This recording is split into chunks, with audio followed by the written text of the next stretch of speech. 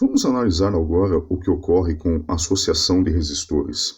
Primeiramente, associação em série, quando nós temos dois resistores, R1 e R2, conectados a uma bateria dessa forma. Tá?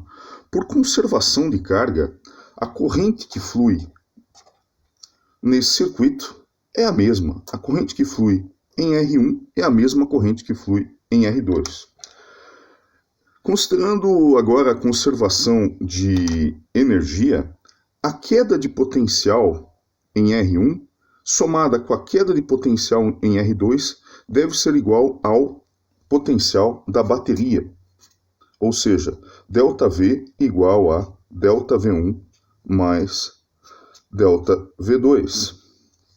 Como a lei de Ohm deve ser válida, nós temos que ΔV vai ser igual a R1 mais R2 vezes a corrente, que é a mesma que passa entre os dois resistores. E ainda, se nós supormos que podemos trocar esses dois resistores por um resistor equivalente de tal forma que ΔV pode ser escrito como a resistência equivalente vezes essa corrente, que é a mesma, a resistência que resulta na mesma corrente I é simplesmente a soma das resistências individuais.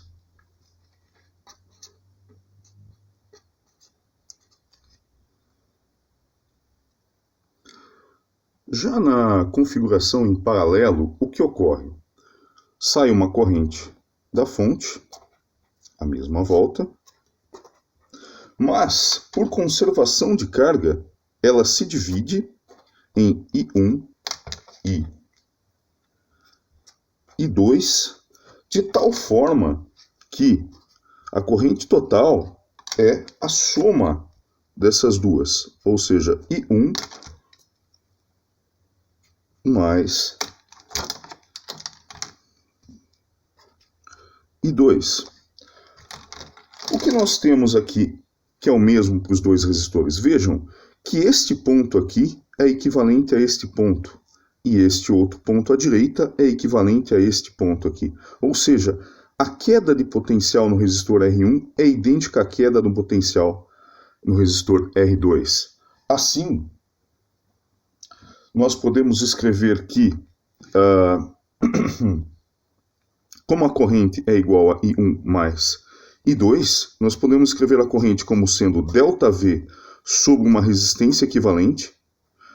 Isso aqui é igual a ΔV sobre R1, que é a corrente que atravessa o resistor R1, mais ΔV sobre a resistência 2, essa sendo a corrente que atravessa o resistor R2.